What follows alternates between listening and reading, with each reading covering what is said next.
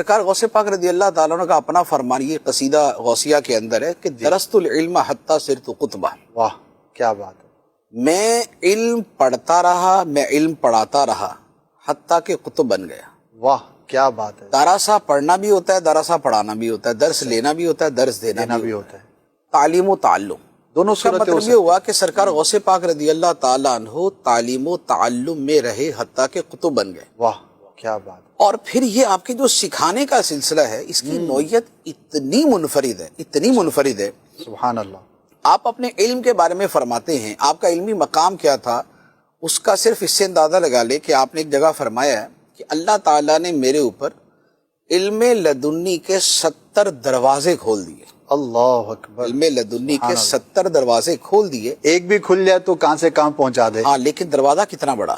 فرمایا کہ ہر دروازے کی چوڑائی آسمان اور زمین کے برابر. اللہ اللہ سبحان اللہ. تو علم کا ایک چھوٹا سا دروازہ بھی کسی کو مل جائے نا تو وہی پوری زندگی کے لیے کافی ہوتا ہے. اور سرکار غوث پاک فرماتے ہیں کہ خدا نے میرے دل پہ علم لدنی کے 70 دروازے کھول دیے جس میں ہر دروازہ آسمان و زمین کے برابر ہے. سبحان اللہ سبحان. تو اب وہ جو آسمان و زمین کے برابر دروازہ جس سے علوم کی آمد ہو رہی ہے، جس سے علوم کی آمد ہو رہی ہے، سبحان اللہ. اور دروازہ بند نہیں ہوا، صحیح کھل گیا سو کھل گیا، اور آمد جاری ہے تو جاری ہے. واہ. تو اب سرکار غوث پاک رضی اللہ تعالیٰ عنہ کا علمی مقام صرف اس علم لدنی کے اعتبار سے کیا ہوگا آپ اس کا اندازہ لگا لیں. اور اسی لیے دل کے بارے میں کہا جاتا ہے کیونکہ علم کا محل جو ہے وہ دل ہے، معرفت دل کو حاصل ہوتی، علم دل میں جو ہے وہ جمع ہوتا ہے.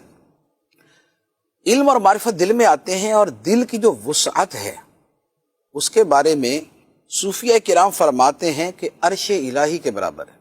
اللہ. دل کی وسعت عرش الہی کے برابر. اچھا یعنی کہ جنرلی یعنی کہ اس میں پھر جس کا مقام جس کا بلند جیسا ہوگا. مقام. اچھا اس میں کیا ہوتا ہے کہ میں نے ایک نقشبندی بزرگ ہیں علی رحمہ، ان کا میں نے ایک قول پڑھا.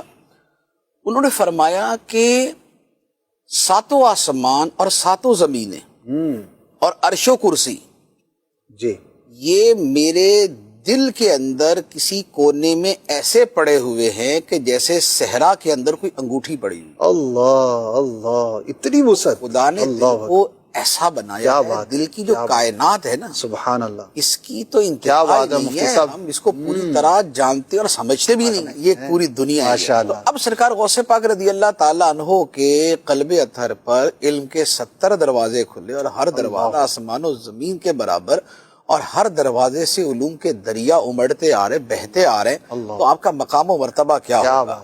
یہ ہے علم لدنی اور علم باطن.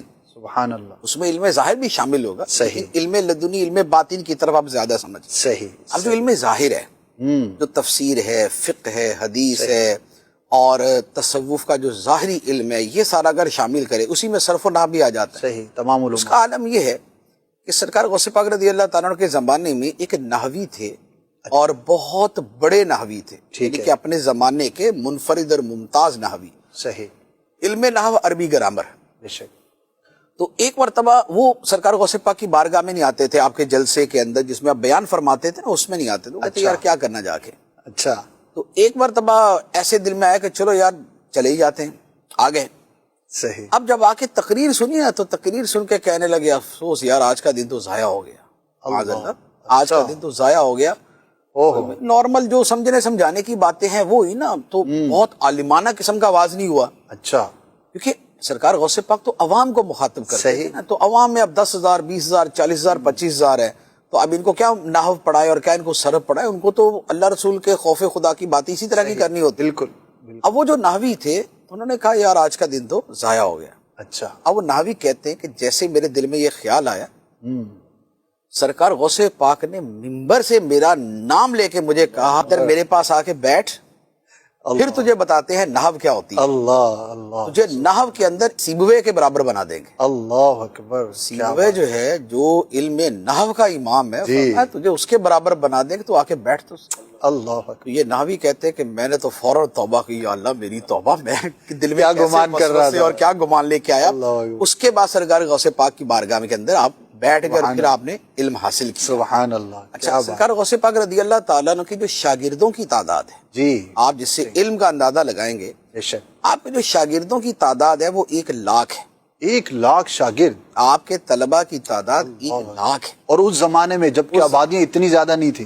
اور ہر سال تقریباً جب آپ یعنی کہ 40-50 سال تو اس میں ایک عبادت ریاضت اور اس میں گزرے تھے نا. اس کے بعد جب آپ اپنا ممبر تدریس پر فائز ہوئے, جی, تقریباً ہر سال 3,000 افراد فارغ التحصیل ہوتے تھے. 3,000 طلبہ اوسطاً ہر سال فارغ ہوتے تھے, جس میں محدثین کی کیٹیگری جدا تھی, فقہا کی جدا تھی, واہ, بقیہ علوم والوں کی جدا ہوا کرتی تھی. واہ, کیا اور آپ کی یہ تدریس جو ہے یہ کب تک جاری رہی کہ آپ کی آپ کا مدرسہ قادریہ ہوا کرتا تھا. اچھا, مدرسہ تھا باقاعدہ. آپ کا مدرسہ قادریہ باقاعدہ, یعنی کہ اتنی بڑی تعداد آخر جہاں پڑھتی تھی وہ مدرسہ ہی ہو سکتا ہے نا. صحیح, بالکل. پھر خود آپ بھی مدرسے میں پڑھے ہوئے تھے. صحیح.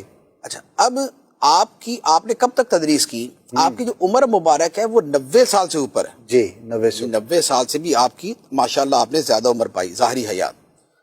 جب آپ 90 سال کی عمر کے تھے, حنبلیوں کے ایک امام ہیں, امام ابن قدامہ المقدسی. اچھا, حنبلی فقہا کے بہت بڑے فقی پائے کیا, اور ان کے ائمہ میں آپ کا شمار ہوتا ہے. آپ سرکار غوث پاک جب 90 سال کے تھے, اس عمر میں آ کے انہوں نے سرکار غوث پاک سے علم سیکھا تھا. اللہ اکبر, کیا بات ہے. یعنی زندگی بھر یہ علم سیکھنے والے اس لیول کے آئے. حدیث والے اپنے اعتبار سے آتے تھے, تفسیر والے اپنے اعتبار سے آتے تھے. فقہ کے اندر یہ ہوتا تھا کہ شرق و غرب کے اندر فقہ حنبلی اور فقہ شافعی کے اوپر آپ فتوے دیا کرتے تھے. اچھا, دو فقہ کے اوپر آپ فتوے دیا کرتے تھے. پھر نحو کا تو آپ نے جی, آپ نے نا کہ وہ تو علوم عالیہ میں سے جی, جو تیسری کیٹیگری بنتی نا کہ علم معرفت اور پھر علم ظاہر میں علوم اصلیہ اور علوم عالیہ یعنی فرعیہ وہ بنتی, اس میں چلے جاتے. اچھا, اسی طرح علم الکلام, عقیدے کا علم.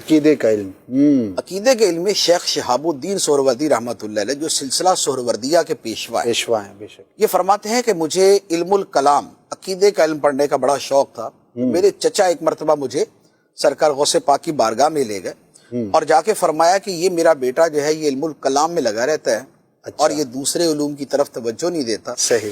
تو سرکار غوث پاک رضی اللہ تعالیٰ انہوں نے سینے سے لگایا اور لگا کے جب ان کو ہٹایا تو جو علم الکلام تھا وہ سارا محو ہو چکا تھا. اللہ, یعنی جو پڑھا تھا سارا ختم مٹ گیا.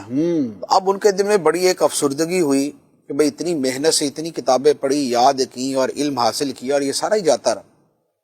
سرکار غوث پاک نے دوبارہ جب سینے سے لگایا تو پھر جو علم کا دریا منتقل کیا اور جو ان کے قلب کو روشن کیا اور آج تک جاری علم العقائد اور کیا اس میں علم تصوف اور کیا چیزیں ہیں, تو وہ ان کی کتابیں پڑھ کے اور ان کے ملفوظات پڑھ کے دیکھ لے پتہ چل جاتا.